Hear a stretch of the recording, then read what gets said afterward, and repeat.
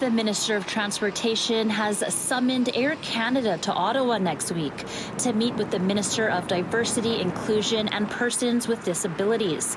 This comes after multiple incidents involving the airline and negative passenger experiences with accessibility.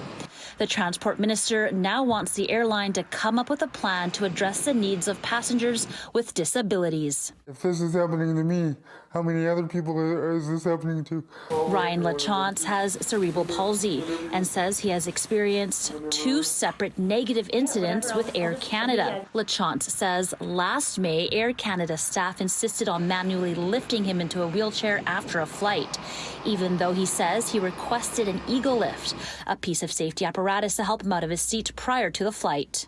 They didn't want to go get it right away because they just kept saying, we got this is our job, we know what we're doing. And as they picked me up, there was a gentleman that was holding my upper body and one of my legs, and they weren't communicating with each other. And I was trying to tell them that I was sliding off the aisle chair, and it took them over an hour and a half by the time they did get the Eagle Lift after I fell on the floor and get me out of the airplane.